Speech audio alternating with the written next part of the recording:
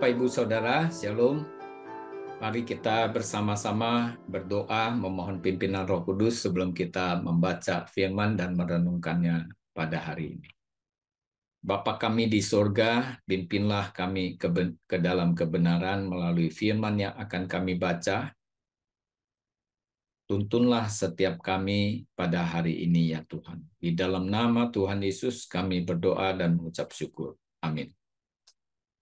Pembacaan firman Tuhan pada hari ini diambil dari Markus pasal 4 ayat 1 sampai 9. Demikian bunyi firman Tuhan.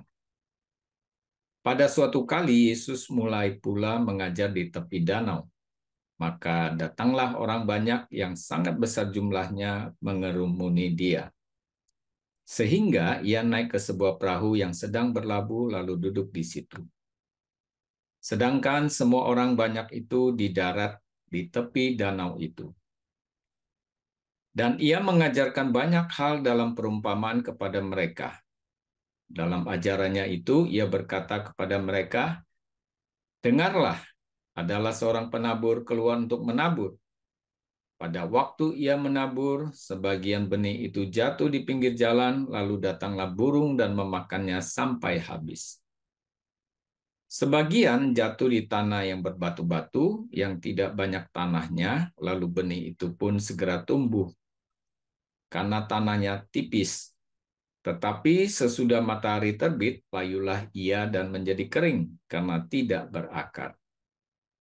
Sebagian lagi jatuh di tengah semak duri, lalu makin besarlah semak itu, dan menghimpitnya sampai mati, sehingga ia tidak berbuah. Dan sebagian jatuh di tanah yang baik, ia tumbuh dengan suburnya dan berbuah. Hasilnya ada yang 30 kali lipat, ada yang 60 kali lipat, ada yang 100 kali lipat. Dan katanya, siapa mempunyai telinga untuk mendengar, hendaklah ia mendengar. Amin. Bapak, Ibu, Saudara, renungan hari ini saya beri judul mendengar firman Tuhan saja tidak cukup. Perumpamaan ini disampaikan Tuhan Yesus, kemudian ditanya oleh murid-muridnya, artinya apa? Lalu dijelaskan oleh Tuhan Yesus bahwa penabur itu menaburkan firman. Nah, ada 4 kondisi orang yang menerimanya. Pertama itu di pinggir jalan, kedua di tanah berbatu-batu, ketiga tengah semak duri, dan keempat di tanah yang baik. Dari 4 golongan ini kita melihat semua mendengar firman.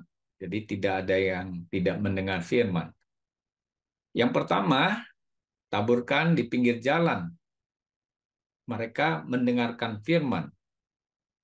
Namun datanglah iblis mengambil firman yang baru ditaburkan di dalam mereka, sehingga firman tidak masuk ke dalam tanah karena ada di pinggir jalan dan tidak mungkin bisa berbuah. Lalu yang kedua adalah di tanah yang berbatu-batu.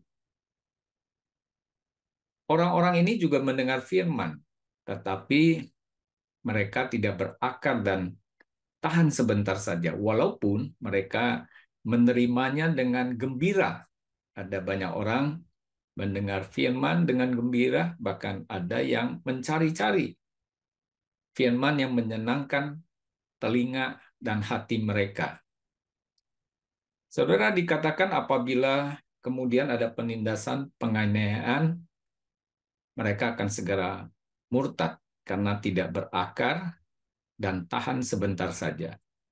Lalu golongan ketiga adalah ditaburkan di tengah semak duri.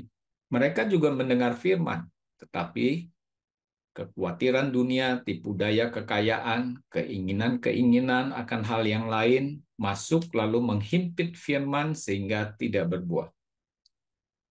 Yang keempat adalah golongan yang ditaburkan di tanah yang baik. Ini adalah orang yang mendengar, menyambut firman, lalu berbuah. Ada yang 30 kali lipat, ada yang 60 kali lipat, dan ada yang 100 kali lipat.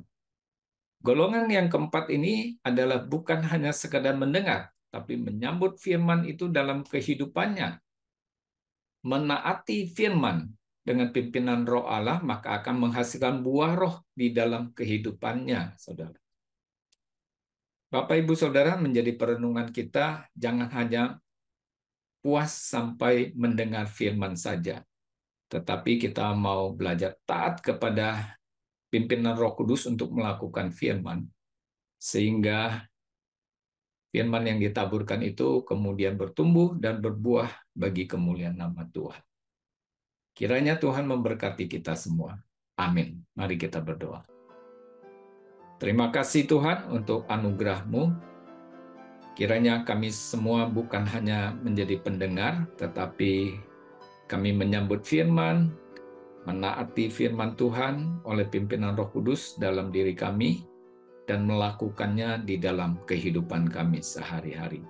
Sehingga bertumbuh dan berbuah bagi kemuliaan Tuhan. Di dalam nama Tuhan Yesus kami berdoa dan mengucap syukur kepada Tuhan yang sangat mengasihi kami. Amin. Sampai jumpa, Tuhan memberkati kita semua.